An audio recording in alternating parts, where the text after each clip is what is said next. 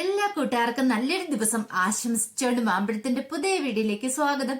നമുക്ക് നേരെ കിരണിന്റെ കല്യാണിയുടെ അടുത്ത ആഴ്ചയിലെ നല്ലൊരു പ്രൊമോ വിശേഷം കണ്ടാലോ. അങ്ങനെ അടുത്ത ആഴ്ച നമ്മൾ കാണുന്ന കല്യാണിയുടെ പെയിന്റിംഗ് കോമ്പറ്റീഷനാണ്. അപ്പൊ കോമ്പറ്റീഷനെ തലേന്ന് രാത്രി തന്നെ കിരണിനെ ഫോൺ ചെയ്യുവാണ്. കിരണിനെ ഫോൺ ചെയ്തിട്ട് പറഞ്ഞു, കിരണേട്ടാ നാളെയാണ് കോമ്പറ്റീഷൻ, എനിക്ക് നല്ല ടെൻഷൻ ഉണ്ടെന്ന് പറയാം. ഇത് കേട്ടതും കിരൺ പറഞ്ഞു, നീ എന്തിനാ ടെൻഷൻ അടിക്കണേ, ധൈര്യമായിട്ടിരുന്നോളൂ, ദേ കുഴപ്പമൊന്നും ഇല്ലാന്ന് പറയാണ്. ഇത് കേട്ടതും കല്യാണി പറഞ്ഞു, എനിക്ക് നല്ല പേടിയുണ്ട്, എന്നാലും എങ്ങനെയായിരിക്കും, എല്ലാരും നന്നായിട്ട് പെയിന്റ് ചെയ്യുന്ന ആൾക്കാരെ ഇവിടെ വന്നിരിക്കുന്നേ, അതൊന്നും കുഴപ്പമില്ല, നിന്റെ കഴിവിന് പറ്റുന്ന നീ ചെയ്താൽ മതി, ഉറപ്പായിട്ട് നിനക്ക് കിട്ടും, ഇനിയിപ്പോ കിട്ടിയില്ലേലും കുഴപ്പമില്ല, എനിക്കിപ്പോ ഒരേ ഒരു ആഗ്രഹം മാത്രമേ ഉള്ളൂ, നീ എത്രയും പെട്ടെന്ന് ഇങ്ങോട്ടൊന്ന് വന്നാ മതിയെന്ന്. പിന്നെ അറിയാലോ, നിനക്ക് വേണ്ട ഞാൻ പ്രത്യേക വഴിപാടുകളൊക്കെ പോയി ക്ഷേത്രത്തിൽ പോയി കഴിച്ചോളാം, നീ ധൈര്യമായിട്ടിരിക്കെ. അല്ല, അച്ഛനെ അമ്മേനെയൊക്കെ വിളിച്ചാലും ചോദിക്കും. ഇല്ല, വിളിക്കണം, ആദ്യം കിരണേട്ടനെ വിളിച്ചേ. എന്നാ ശരി, രാവിലെ എഴുന്നേക്കാണല്ലേ, കിടന്നോളം പറയാണ്. എന്നാലും കിരണേട്ട ഇത് ടെൻഷൻ അടിക്കണ്ടെന്ന് പറഞ്ഞില്ലേ, ധൈര്യമായിട്ട് പോയി കിടന്നുറങ്ങിക്കോ, നമുക്ക് നാളെ രാവിലെ കാണാമെന്ന് പറയണം. അങ്ങനെ കല്യാണി പോയി കിടക്കുവാണ്. ഈ സമയം കിരണിന്റെ ഉള്ളിലും നല്ല ടെൻഷനൊക്കെ ഉണ്ടായിരുന്നു. എന്തായി തീരും, ഇത്രയും ദൂരം പോയതാണ്, അപ്പൊ അംഗീകാരം വാങ്ങിക്കാൻ പോയതാണെങ്കിലും ആ പെയിന്റിംഗ് കോമ്പറ്റീഷനും കൂടെ പ്രൈസ് കിട്ടുവാണെങ്കിൽ നല്ല കാര്യമാണ്. ഇതൊക്കെ കണ്ട് അവളുടെ അച്ഛൻ ആ പ്രകാശൻ എന്ന് പറയുന്ന ദുഷ്ടൻ അവനിട്ട് 8ന്റെ പണി തന്നെ കിട്ടണം. അവൻ സ്വപ്നത്തിൽ പോലും ചിന്തിക്കാൻ പറ്റാത്ത കാര്യങ്ങളായിരിക്കണം നടക്കുന്നേ. വിക്രം എന്ന് പറഞ്ഞ മകനെ കൊണ്ടുനടന്ന് ഇപ്പൊ എല്ലാത്തടത്തും വലിയ ആളാകാനായിട്ട് അവൻ ശ്രമിക്കുന്നുണ്ട്. പക്ഷെ എങ്കിൽ അവനിട്ട് കിട്ടുന്ന ഏറ്റവും വലിയ തിരിച്ചടി ആയിരിക്കണം ഇത്. അങ്ങനെയൊക്കെ വിചാരിച്ചിട്ടാണ് കിരൺ രാത്രി കിടക്കാൻ പോകുന്നത്. ഈ സമയത്ത് ശാരിയുടെ ഉള്ളിൽ വല്ലാത്ത ടെൻഷനായിരുന്നു. എങ്ങനെയായി തീരും, എന്തായി തീരും ഒന്നും അറിയത്തില്ല. ഇനിയിപ്പം അവൾക്ക് താരയ്ക്ക് ബോധം വന്നു. പക്ഷെങ്കില് അവള് സത്യങ്ങളൊക്കെ തുറന്നു പറഞ്ഞ് അതോടുകൂടി തീർന്നു. രാവിലെ ക്ഷേത്രത്തിൽ പോകണം, കുറച്ച് വഴിപാടുകളും കാര്യങ്ങളൊക്കെ കഴിക്കണം, ആ ഒരു ചിന്ത മാത്രമേ ഉണ്ടായിരുന്നുള്ളൂ ശാരിയുടെ ഉള്ളില്. ഇനി ദൈവത്തിന് മാത്രമേ തന്നെ രക്ഷിക്കാൻ പറ്റുള്ളൂ. അങ്ങനെ പിറ്റേ ദിവസം രാവിലെ കിരൺ എഴുന്നേറ്റ് ക്ഷേത്രത്തിൽ പോകാൻ ഒരുങ്ങുവാണ്. ഈ സമയത്താണ് ചന്ദ്രസേനന്റെ കോള് വരുന്നത്. അങ്ങനെ ചന്ദ്രസേനം വിളിച്ച് സംസാരിച്ചപ്പോ കിരൺ പറഞ്ഞു, ക്ഷേത്രത്തിൽ പോകണം, ഇന്ന് അവളുടെ കോമ്പറ്റീഷൻ നടക്കുമല്ലേന്ന് ചോദിക്കണം കല്യാണിന്റെ. ആണോ, അന്ന് ഞാനും വരാൻ മോനെന്ന് പറയാണ്. അങ്ങനെ കിരണും ചന്ദ്രസേനും കൂടെ കൂടിയിട്ട് ക്ഷേത്രത്തിലേക്ക് പോവാണ്. ഈ സമയത്ത് ശാരി രാവിലെ തന്നെ എഴുന്നേറ്റു. മനസ്സിലാകപ്പാ ടെൻഷനാ. ഇനിയിപ്പം ദൈവത്തോട് പറഞ്ഞിട്ട് കാര്യമുള്ളൂ. അങ്ങനെ ഒരു വിചാരത്തോടു കൂടി ശാരിയും രാവിലെ ക്ഷേത്രത്തിലേക്ക് പോകാൻ ഒരുങ്ങുവാണ്. ഈ സമയം സരയു വന്നിട്ട് പറഞ്ഞു, ഞാനും വരാമേ, അമ്മയുടെ ക്ഷേത്രത്തിലേക്ക് ഇന്ന് ഞാനും വരുന്നുണ്ടെന്ന് പറയാം. അങ്ങനെ അവർ രണ്ടുപേരും കൂടെ ക്ഷേത്രത്തിലേക്ക് പോവാണ്. അങ്ങനെ ക്ഷേത്രത്തിലേക്ക് പോയി അത്യാവശ്യം പൂജയ്ക്കുള്ള സാധനങ്ങളൊക്കെ മേടിക്കണം. അപ്പൊ അതിനു വേണ്ടിയിട്ട് ശാരി സരയും കൂടെ കയറി വാങ്ങിച്ചിട്ടും കൂടെ തിരിയുമ്പോഴാണ് കിരണും ചന്ദ്രസേനും കൂടെ വരുന്നുണ്ട്. കിരണിനെ കണ്ടു കഴിഞ്ഞപ്പോ ശാരിക്കൊരു ടെൻഷൻ ഉണ്ടായി. എന്റെ ഭഗവാനെ, ഇനി എന്തെങ്കിലും തന്നോട് ചോദിക്കുവോ, ഇവളുടെ മുന്നിൽ വെച്ച് എന്തെങ്കിലും ചോദിച്ചാ അതോടുകൂടി തീർന്നു, കള്ളത്തരങ്ങളൊക്കെ പൊളിയും.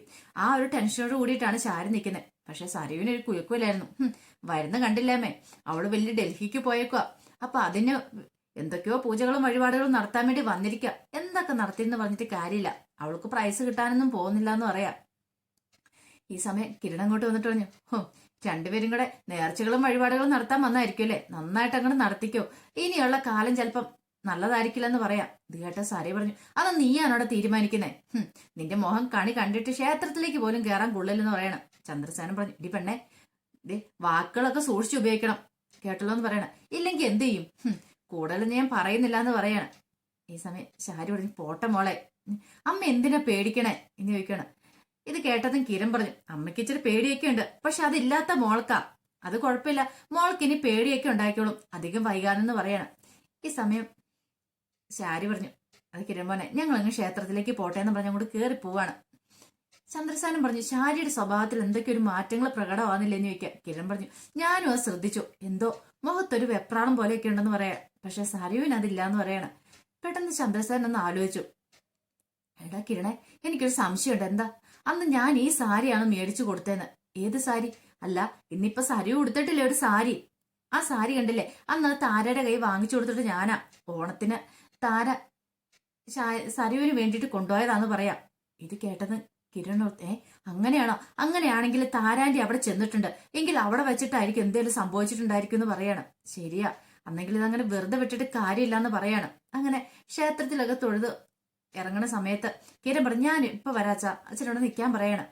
അങ്ങനെ അവരവിടെ നിർത്തിയിട്ട് കിരൺ അങ്ങോട്ട് പോവാണ്. കിരൺ നോക്കുമ്പോൾ ശാരി അവിടെ നിൽക്കുന്നുണ്ട്, ശാരി സരയും കൂടെ നിൽക്കുന്നുണ്ട്. പെട്ടെന്ന് ശാരിയോട് പറഞ്ഞു, ആന്റിയോട് എനിക്കൊരു കാര്യം സംസാരിക്കണ്ട്, ഇങ്ങോട്ട് വരാൻ പറയാണ്. പെട്ടെന്ന് ശാരി, എന്താ മോനെ സംസാരിക്കാനുള്ളത്? പിന്നീട് സരയു പറഞ്ഞു, അമ്മ എന്തിനാ ഇവനൊക്കെ വിളിക്കും പോകുന്ന, അമ്മ ഇങ്ങോട്ട് വരാൻ പറയണം. അല്ല എന്താ കിരൺ മോന് പറയാനുള്ളതെന്ന് അറിയത്തില്ലോ, ഞാൻ പോയിട്ട് വരാന്ന് പറയണം. അങ്ങനെ കിരണിന്റെ അരിയിലേക്ക് ചെല്ലുവാണ്. കിരൺ സത്യം പറയണം, സത്യം പറഞ്ഞില്ലെങ്കിൽ ഞാൻ പോലീസ് സ്റ്റേഷനിൽ കംപ്ലൈന്റ് കൊടുക്കുമെന്ന് പറയണം. ഇത് കേട്ട് ശാരി പറഞ്ഞു, അല്ല എന്താ മോനെ, എന്താ ഞാൻ കള്ളത്തരൊന്നും കാണിച്ചില്ല എന്ന് പറയണം. കള്ളത്തരൊന്നും കാണിച്ചില്ലല്ലേ? അതെ, ഓണത്തിന് തലേദിവസം അവിടെ താരാന്റി വന്നില്ലെന്ന് ചോദിക്കുക. ഇത് കേട്ടതും പെട്ടെന്ന് തന്നെ അയ്യോ താര താര വന്നില്ലെന്ന് പറയണം, കള്ളം പറയരുതെന്ന് പറയണം. അവസാനം ശാരി പറഞ്ഞു വന്നായിരുന്നു പറയണം. എനിക്ക് മനസ്സിലായി വന്നെന്ന്. ഇന്ന് സരയെ ഉടുത്തിരിക്കുന്ന ആ സാരി അത് താരാന്റി ഓണത്തിന് ഗിഫ്റ്റ് തന്നില്ലെന്ന് ചോദിക്കണം. ഇത് കേട്ടതും ശാരിക്ക് മനസ്സിലായി പെട്ടെന്നുള്ള കാര്യം. ഇനിയിപ്പം കള്ളത്തരം പറഞ്ഞു തന്നിട്ട് കാര്യമില്ല. പെട്ടെന്ന് ശാരി പറഞ്ഞു വന്നായിരുന്നു മോനെ, അവള് വന്നിട്ട് ആ ഗിഫ്റ്റ് തന്നിട്ട് അപ്പൊ തന്നെ പോയെന്ന് പറയാം. പക്ഷെങ്കിൽ സരുവിനെ കാണാനായിട്ട് ഞാൻ സമ്മതിച്ചില്ല എന്ന് പറയണം. ഇത് കേട്ടും കിരൺ ചോദിച്ചു അത്രമാത്രം നടന്നുള്ളൂ എന്ന് ചോദിക്കുക. സത്യമായിട്ടും അത്രമാത്രം നടന്നുള്ളൂ, വേറെ ഒന്നും നടന്നില്ല എന്ന് പറയണം. ഇപ്പൊ ഞാൻ തൽക്കാലത്തേക്ക് പോവാം, പക്ഷെ വേറൊരു കാര്യമുണ്ട്. ഇനി ഇതല്ല വേറെ എന്തെങ്കിലും ഒന്ന് സംഭവിച്ചത് ഞാൻ അറിഞ്ഞിട്ടുണ്ടെങ്കിൽ ഒന്നിനെ ഞാൻ വെറുതെ വിടത്തില്ല. അറിയാലോ ഇപ്പോഴും താരാന്റെ ഐസിയിൽ തന്നെയാ, ബോധം വീണെങ്കിലും ഓർമ്മശക്തി തിരിച്ചു കിട്ടിയിട്ടില്ല. പക്ഷെ അവർക്ക് ഓർമ്മശക്തി തിരിച്ചു കിട്ടുന്ന സമയത്ത് എന്താ നടന്നതെന്ന് പറയും. അതുവരെ നിങ്ങൾക്കൊക്കെ ആയുസുണ്ടാവുള്ളൂ. ഇതിനകത്ത് നിങ്ങൾക്ക് എന്തേലും പങ്കുണ്ടെങ്കിൽ ഞാനൊരു വരവങ്ങ് വരും. ഇത് ഇങ്ങനെ ആയിരിക്കില്ല എന്ന് പറയാണ്. എന്നും പറഞ്ഞ് കിരൺ അങ്ങോട്ട് തിരിഞ്ഞു നടക്കുവാണ്. ഇത് കേട്ടതും എന്ത് ചെയ്യണമെന്ന് അറിയത്തില്ലാത്ത അവസ്ഥയെപ്പോയി ശാരിക്ക്. ഭഗവാനെ കുറെ കാലത്ത് കുഴപ്പമില്ലാന്ന് തോന്നുന്നത്, അവൾക്ക് ഓർമ്മശക്തി തിരികെ കിട്ടാതിരുന്നാ മതിയായിരുന്നു. ദൈവമേ അങ്ങനെയാണെങ്കിൽ തന്റെ കളത്തരങ്ങളും പുറത്തു വരില്ല. അല്ലെങ്കിൽ മിക്കവാറും ഇനിയിപ്പം കാര്യങ്ങളൊക്കെ അറിഞ്ഞു കഴിഞ്ഞിട്ടുണ്ടെങ്കിൽ ചന്ദ്രസേനും കിരണും വെറുതെ വിടത്തില്ല. എന്താ ചെയ്യാൻ പോകുന്ന പോലും അറിയത്തില്ല. തന്റെ മോളെ വരെ തനിക്ക് നഷ്ടമോ, അതൊക്കെ ഓർത്തും വല്ലാത്തൊരവസ്ഥയായിരുന്നു. ഈ സമയത്ത് സരി അങ്ങോട്ട് വന്നിട്ട് എന്താമേ അവൻ എന്താ പറഞ്ഞെന്ന് ചോദിക്കാം. അവൻ ആ താരയ്ക്ക് എന്തോ അപകടം സംഭവിച്ചെന്നൊക്കെ, അപ്പൊ അതിനെക്കുറിച്ചൊക്കെ എന്നോട് ചോദിക്കാൻ വേണ്ടിയിട്ടാ, നമ്മൾ എന്തെങ്കിലും ചെയ്തിട്ടാണോന്ന്. ഞാൻ പറഞ്ഞു നമുക്കൊന്നും അറിയത്തില്ല എന്ന് പറഞ്ഞു. അവർക്ക് അപകടമല്ല, അവരങ്ങ് മരിച്ചു പോണ്ടായിരുന്നു, അമ്മ ഇങ്ങോട്ട് വന്നേ എന്നും പറഞ്ഞോണ്ട് ശാരിനെ വിളിച്ചോണ്ട് അങ്ങോട്ട് പോവാണ്. പിന്നീട് കാണിക്കുന്ന പ്രകാശം ഭയങ്കര സന്തോഷത്തോടുകൂടി വീട്ടിലേക്ക് എത്തുവാണ്. കൊള്ളാം, സൂപ്പർ ആയിട്ടുണ്ട് ഷർട്ട്. ലക്ഷ്മിക്ക് താനൊരു സാരി വാങ്ങിച്ചു കൊടുത്തപ്പം അവള് തനിക്ക് ഇഷ്ടപ്പെട്ട കളറൊക്കെ സെലക്ട് ചെയ്ത് അയച്ചിരിക്കുന്നു. ഇതൊക്കെ ഇട്ടൊരു ഫോട്ടോ എടുത്ത് അവൾക്ക് ഇട്ടു കൊടുക്കണം. അങ്ങനെ സന്തോഷത്തോടെ മുറിയിലേക്ക് കയറി പോവാ. മുറിയിൽ ചെന്ന ഷർട്ടൊക്കെ ഇട്ടു, 1-2 ഫോട്ടോസൊക്കെ എടുത്തു. പിന്നീട് ലക്ഷ്മിക്ക് അയച്ചു കൊടുക്കുകയാണ്. ഈ സമയത്ത് ഭാനുമതി മുത്തശ്ശി അങ്ങോട്ട് വന്നു. എന്താടാ പ്രകാശ, നീ ഭയങ്കര സന്തോഷത്തിലാണല്ലോ. എങ്ങനെ സന്തോഷിക്കാതിരിക്കുമേ, എങ്ങനെയുണ്ട് ഈ ഷർട്ട്, കൊള്ളാവോന്ന് ചോദിക്കുക. പിന്നെ കൊള്ളാവോന്നോ, സൂപ്പർ ആയിട്ടുണ്ട്, നിനക്ക് ഇഷ്ടപ്പെട്ട കളറല്ലേ, നിനക്ക് ചേരുന്നുണ്ടെന്ന് പറയാം. അമ്മേ ഇതൊരു വിശേഷപ്പെട്ട ഷർട്ടാന്ന് പറയണ. വിശേഷപ്പെട്ട ഷർട്ടോ, അതെന്താടാ? അതൊന്നും ഇല്ലാന്ന് പറയണ. സത്യം പറയട പ്രകാശ, എന്താ കാര്യം? അതൊക്കെ അമ്മ പിന്നീട് അറിഞ്ഞാ മതി, ഇപ്പോഴറിയണ്ടാന്ന് പറയണ. എന്റെ ഈ വയസ്സനാം കാലത്ത് വന്ന യോഗമെന്ന് പറയണ. എനിക്കറിയാം എവിടെ എന്തോ ഒരു ഇതുണ്ട്, എനിക്ക് മനസ്സിലാവുന്നൊക്കെ ഉണ്ട്. നിന്റെ ഈ ഇടയായിട്ടുള്ള സൗന്ദര്യ നോട്ടമൊക്കെ കാണുമ്പോ സാധാരണഗതി പ്രണയിച്ച് നടക്കുന്ന കാമുകന്മാരൊക്കെ ചെയ്യുന്ന പോലല്ലേ ഇപ്പൊ നീ. ഒന്നിനൊന്നിന് ചെറുപ്പമായിട്ട് വരില്ലെന്ന് ചോദിക്കാം. അമ്മ ഇനി എന്തൊക്കെ കാണാൻ പോന്നു, കാണാൻ കിടക്കുന്നുള്ളെന്ന് പറയണം. അത് മാത്രമല്ല നമ്മുടെ മോൻ വിക്രം വലിയ കൺസ്ട്രക്ഷൻ കമ്പനിയുടെ MD ആവുമല്ലേ. ഇനിയിപ്പൊ അമ്മ ആരാ? അമ്മ എനിക്കണ്ടോ കറങ്ങുന്ന കസാലിൽ അമ്മയും വന്നിരിക്കും. അമ്മ ഇനിയിപ്പോ വലിയ കാറിലൊക്കെ ആയിരിക്കും വന്ന് ഇറങ്ങാൻ പോന്നെ. ഒന്ന് ഓർത്തു വയ്ക്കേ, നമ്മളെ ചവിട്ടി ചാർത്തയുടെ മുന്നിൽ കൂടെ നമ്മളിങ്ങനെ ഞെളിഞ്ഞു നടക്കുന്ന ഒരു നടപ്പ്. ഇത് കേട്ടതും ഭാനുമതി മുത്തശ്ശി എന്റെ ദൈവം എനിക്ക് ചിന്തിക്കാൻ പോലും പറ്റുന്നില്ല. എന്നിട്ട് വേണോടാ മോനെ ആ ദീപയുടെയും കല്യാണിന്റെ ഒക്കെ മുന്നിൽ പോയി നിൽക്കാനായിട്ട്. ആ ഒരു ദിവസത്തിന് വേണ്ടി ഞാൻ കാത്തിരിക്കുവാന്ന് പറയാം. പ്രകാശം പറഞ്ഞു. അമ്മ സന്തോഷമായിട്ടിരുന്നു, അധികം വൈകാതെ തന്നെ ആ നടക്കൂന്ന് പറയണ. ഈ സമയം ഫോട്ടോയൊക്കെ ലക്ഷ്മി കണ്ടു. അവന്റെ ഒരു ഫോട്ടോ എന്ന് പറഞ്ഞിട്ട് കാർക്കിച്ച് തുപ്പാണ് അങ്ങോട്ട്. എടാ നിനക്കിട്ട് ഞാൻ വെച്ചിട്ടുണ്ട്, അധികം വൈകാതെ തന്നെ നിന്റെ ഫോട്ടോയല്ല നിന്നെ ഞാൻ വലിച്ചു കീറുന്ന ഒരു ദിവസം വരും. അധികം വൈകാതെ അത് ഉണ്ടാകും. എന്റെ കാർത്തിക മോള് അതിനുള്ള കുരുക്കുകളൊക്കെ ഇട്ടോണ്ടിരിക്കുവാടാ. ഇപ്പൊ നീ അങ്ങ് സന്തോഷിച്ചോ, എത്ര കാലം നീ സന്തോഷിക്കും. അധികം വൈകിട്ടുണ്ടെങ്കിൽ 1-2 മാസം അതിനുള്ളിൽ തന്നെ നിന്റെ കള്ളത്തരങ്ങളൊക്കെ ഞാൻ പൊളിച്ചെടുക്കൂടാ. ഞാൻ ആരാന്ന് നീ അറിയാൻ പോകുന്നുള്ളൂ. അതോടുകൂടി നീയും നിന്റെ അമ്മയും നിന്റെ മകനൊക്കെ തീർന്നെന്ന് പറയാണ്. പിന്നീട് കാണിക്കുന്ന കിരൺ കമ്പനിയിലേക്ക് ചെല്ലുവാണ്. അപ്പൊ ക്രിസ്റ്റീന വന്നിട്ടുണ്ടായിരുന്നു. ക്രിസ്റ്റീനോട് ചോദിച്ചു ജോലിയൊക്കെ എങ്ങനെയുണ്ടെന്ന് ചോദിക്കാം. കുഴപ്പമില്ല സാർ, എനിക്ക് ഇഷ്ടപ്പെട്ടു, ഞാൻ അങ്ങനെ ഓക്കെ ആന്ന് പറയാം. ഇതിനു മുമ്പ് 1-2 സ്ഥലത്ത് ഞാൻ പോയി എക്സ്പീരിയൻസ് ഉള്ളതുകൊണ്ട് എനിക്ക് കുഴപ്പമൊന്നുമില്ല എന്ന് പറയാം. പിന്നീട് കിരൺ ഒരു കാര്യം ചെയ്യാൻ, ഒരു പുതിയ വർക്ക് കിട്ടിയിട്ടുണ്ട്, അപ്പൊ അതിന് വേണ്ടിയിട്ട് ഡിസൈൻ ചെയ്യണം, അത് എങ്ങനെയുണ്ടെന്ന് ഞാൻ നോക്കട്ടെ എന്ന് പറയണം. ഇത് കേട്ടൻ ക്രിസ്റ്റീന പറഞ്ഞു അതൊന്നും കുഴപ്പമില്ല സാർ, ഞാൻ ചെയ്യാന്ന് പറയണം. അങ്ങനെ ക്രിസ്റ്റീന പോയി പുതിയ വർക്കൊക്കെ ചെയ്തിട്ട് കൊണ്ടുവരുവാണ്. ആ നോക്കിക്കഴിഞ്ഞപ്പോൾ കിരണിന് ഇഷ്ടപ്പെട്ടു. കൊള്ളാം, സൂപ്പർ ആയിട്ടുണ്ട്. എങ്ങനെയാണ് സാർ, ഇഷ്ടപ്പെട്ടോന്ന് ചോദിക്കാം.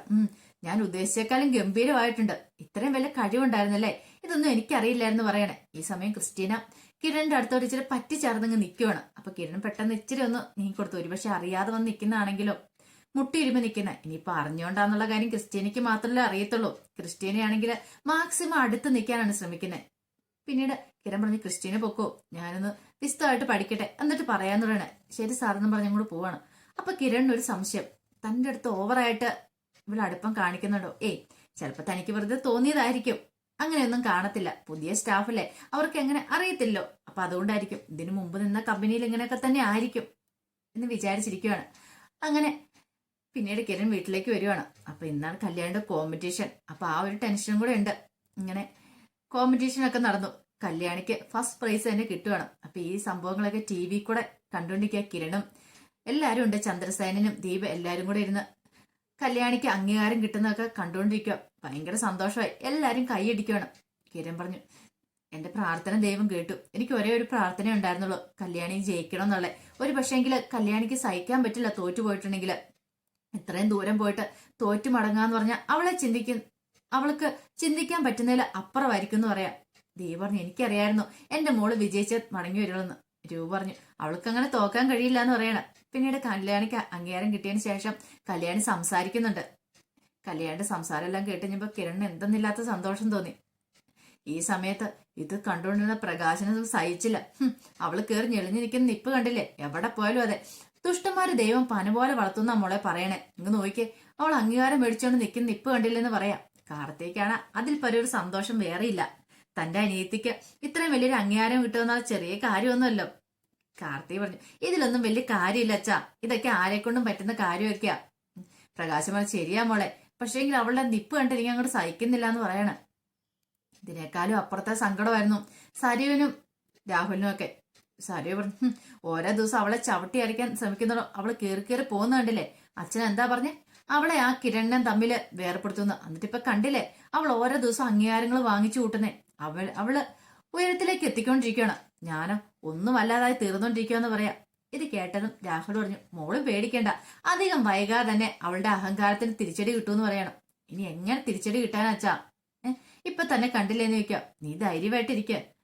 അതിനു വേണ്ടിട്ട് നീ ആദ്യമായിട്ട് നിന്റെ ഭർത്താവിനെ ഒന്ന് നേരെ നിർത്താൻ നോക്ക്, ഇല്ലെങ്കിൽ അവനെ ഉപേക്ഷിക്കുക. അങ്ങനെയാണെങ്കിൽ നിനക്ക് നല്ലൊരു ജീവിതം കിട്ടുവോളെന്ന് പറയാം. ഇത് കേട്ടതും സരി പറഞ്ഞു, അച്ഛൻ എന്താ പറഞ്ഞേ, എന്റെ മനുവേട്ടനെ ഉപേക്ഷിക്കണമെന്നോ? അച്ഛൻ എങ്ങനെ ഇങ്ങനെ പറയാൻ തോന്നുന്നു? ഇതാ അച്ഛന് ഭ്രാന്താന്ന് ഞാൻ പറയണേ. ഞാൻ മാത്രമല്ല അമ്മയും പറയണേ. അച്ഛന്റെ കയ്യിലിരിപ്പോണ്ടാ. അച്ഛന്റെ സ്വഭാവം വെച്ച് നോക്കുവാണെങ്കിൽ അച്ഛനെ വീട്ടിൽ നിർത്താൻ പോലും കൊള്ളത്തില്ല. എന്റെ മനുവേട്ടനുള്ളതുകൊണ്ട് മാത്രം ഞാനിപ്പം ജീവിച്ചിരിക്കുന്നത്. എന്നിട്ടോ അതൊന്നും മനസ്സിലാക്കാനുള്ള കഴിവ് പോലും അച്ഛനെ ഇല്ലാതായി പോലോ. കഷ്ടം തന്നെ. അച്ഛന് വല്ല ഉദ്ദേശം ഉണ്ടായിരിക്കും. ഇനിയിപ്പം കിരണിനെയും കല്യാണിനെയും വേർപ്പെടുത്തിയിട്ട് എന്നെ ആ സ്ഥാനത്ത് കൊണ്ട് പ്രതിഷ്ഠിക്കണമെന്ന്. കല്യാണിന്റെ സ്ഥാനത്ത് അങ്ങനെ എന്തെങ്കിലും മോഹം ഉണ്ടെങ്കിൽ ആ മോഹം മുളയിലെ അച്ഛനോട് നുള്ളിക്കളഞ്ഞാലേ. പറഞ്ഞു കേട്ടല്ലോ എന്നും പറഞ്ഞ് സരിയോ ചാടിത്തുള്ളിയും കൂടെ കയറി പോവാണ്. ഈ സമയത്ത് ശാരി അങ്ങോട്ട് വന്നു. ശാരിയുടെ മുഖമാണെങ്കിൽ വല്ലാത്തൊരവസ്ഥയിലിരിക്കുന്നത്. എങ്ങനെയായിത്തീരും എന്തായിത്തീരും എന്നറിയത്തില്ല. താരയ്ക്ക് ഇനിയിപ്പോ ഓർമ്മ തിരികെ കിട്ടിയ തന്റെ കാര്യം പോയി. പെട്ടെന്ന് രാഹുൽ വെച്ചു, നിന്റെ മുഖം എന്താ ശരി ഇങ്ങനെ വല്ലാതിരിക്കണേന്ന് ചോദിക്കാം. ദേ എന്റെ മുഖം ഇങ്ങനെയൊക്കെ ഇരിക്കുള്ളൂ, നിങ്ങളൊരു അക്ഷരം മിണ്ടിപ്പോയകളെന്ന് പറയാം. എല്ലാ ദേഷ്യം കൂടെ രാഹുലിന്റെ അടുത്തേക്ക് ശാരി തീർക്കുവാണ്. നിങ്ങൾ ഒറ്റ ഒരുത്തം കാരണം ഈ പ്രശ്നത്തിനെല്ലാം കാരണം. എന്ത് പ്രശ്നം? ഇപ്പൊ ഇവിടെ എന്താ പ്രശ്നം ഉണ്ടായത്? ഇവിടെ പ്രശ്നങ്ങളൊന്നും ഉണ്ടായില്ലോ എന്ന് പറയാം. ഒന്നും ഉണ്ടായില്ലല്ലേ, ഞാൻ കൂടുതലൊന്നും പറയുന്നില്ല എന്ന് പറയാം. നിനക്ക് എന്താ ശാരി, എന്നെ കണ്ടു കഴിയുമ്പോ നിനക്കങ്ങ് തുടങ്ങൂലോ. പണ്ടൊന്നും നീ ഇങ്ങനെയല്ലായിരുന്നല്ലോ. അതേടാ, പണ്ടൊന്നും ഞാൻ ഇങ്ങനെയല്ലായിരുന്നു. പക്ഷെ നിങ്ങൾ ഒറ്റ ഒരുത്തനാ എന്റെ ഈ മാറ്റത്തിന് കാരണം. എന്റെ ജീവിതം നശിച്ചു പോയിട്ടുണ്ടെങ്കിൽ അതിന് കാരണക്കാരൻ നിങ്ങളാന്ന് പറയണം. നിന്റെ ജീവിതം നശിക്കുന്ന എങ്ങനെയാ? പിന്നെ നിങ്ങൾക്ക് പ്രാന്തല്ലേ? എത്രയും പെട്ടെന്ന് അമേരിക്കയ്ക്ക് ഒന്ന് പോയാൽ മതിയായിരുന്നു. അമേരിക്കയ്ക്ക് പോയേ തന്നെ. എപ്പ പോയെന്ന് ചോദിച്ചാൽ മതി. നീ ഭയം കെട്ടിപ്പറക്കി ഇരുന്നു. എപ്പ പോയെന്ന് ചോദിച്ചാൽ മതി. നീ മനസ്സിലാക്കാൻ പോകുന്നുള്ളൂ പല കാര്യങ്ങളും. നിന്നോട് എത്ര വട്ടം ഞാൻ എന്ത് പറഞ്ഞാലും നിന്റെ വിചാരം എന്താ, എനിക്ക് പ്രാന്തായതുകൊണ്ട് പറയുന്നതാണ്. എനിക്ക് പ്രാന്തല്ലാന്ന് നിനക്ക് പെട്ടെന്ന് തന്നെ മനസ്സിലാവും. അത് മനസ്സിലായി കഴിയുമ്പോ നീ മനസ്സിനെ പാകപ്പെടുത്തി വെച്ചോണ്ടിരുന്നു. കാരണം ഇതൊക്കെ താങ്ങാനുള്ള ശക്തി കിട്ടാൻ വേണ്ടിയിട്ട് എന്ന് പറഞ്ഞ് രാഹുൽ അങ്ങോട്ട് പോവാണ്. ഈ മനുഷ്യന് പ്രാന്തിനൊരു കുറവുമില്ല. ഇങ്ങനെ ഞാൻ മിക്കവാറും തല്ലിക്കൊല്ലുമെന്ന് തോന്നേ. എങ്ങാനും ഇനിയിപ്പോ താനാണ് താരയുടെ ചെയ്തെന്ന് അറിഞ്ഞു കഴിഞ്ഞിട്ടുണ്ടെങ്കിൽ ഇങ്ങേരം കൂടെ കൊന്നിട്ടേ താൻ ജയിലിലേക്ക് പോകത്തുള്ളൂ. ഉറപ്പായിട്ടും എന്താണെങ്കിലും ജയിലിൽ പോയി കിടക്കണം. അപ്പൊ പിന്നെ രണ്ടു കാര്യം ചെയ്തിട്ട് അങ്ങ് പോകുന്നതല്ലേ നല്ലത്. എന്നൊക്കെ ശാരി മനസ്സിൽ പറഞ്ഞിട്ട് അങ്ങോട്ട് കയറി പോവാം. അപ്പൊ അതിന്റെ വിശേഷങ്ങളൊക്കെയാണ് നമ്മൾ അടുത്ത ആഴ്ച കാണാൻ പോകുന്നത്. ആ വിശേഷങ്ങൾക്കായി നമുക്ക് എല്ലാവർക്കും കാത്തിരിക്കാം കേട്ടോ. ഇനിയിപ്പോ എന്തൊക്കെ സംഭവിക്കുമെന്ന് അറിയത്തില്ല. ക്രിസ്റ്റീനയുടെ വരവ് വെറും വരവായിരിക്കില്ല. എത്രയൊക്കെ കിരണമായിട്ട് അടുക്കാൻ ശ്രമിച്ചെന്ന് പറഞ്ഞാലും കല്യാണിനെയും കിരണേയും വേർപ്പെടുത്താനൊന്നും ഒരു കാരണവശാലും നടക്കില്ല. ചിലപ്പോ ഒരുപക്ഷെ തെറ്റിദ്ധാരണകളൊക്കെ ഉണ്ടാക്കാനായിട്ട് സാധിച്ചേക്കും. പക്ഷെ അതിനപ്പുറത്തേക്ക് അവർ തമ്മിലുള്ള ആ ബന്ധം ഇല്ലാതാക്കാനായിട്ട് പറ്റില്ല. അപ്പൊ രാഹുല് വീണ്ടും തേഞ്ഞൊട്ടിപ്പോവും. അപ്പൊ അതിന്റെ വിശേഷങ്ങൾക്കായി നമുക്ക് എല്ലാവർക്കും കാത്തിരിക്കാം കേട്ടോ. ആദ്യമായി കാണുന്നവരാണെങ്കിൽ ചാനൽ ഇഷ്ടപ്പെട്ട ഒന്ന് സബ്സ്ക്രൈബ് ചെയ്യാൻ മറക്കരുതേ. അതോടൊപ്പം തന്നെ കണ്ടുകൊണ്ടിരിക്കുന്ന എല്ലാവരുടെ സപ്പോർട്ടിലേക്കും തുടർന്നും പ്രതീക്ഷയുണ്ട്. എല്ലാവർക്കും ഒരിക്കൽ കൂടി നല്ലൊരു ദിവസം ആശംസിച്ചുകൊണ്ട് നിർത്തുന്നു. നന്ദി.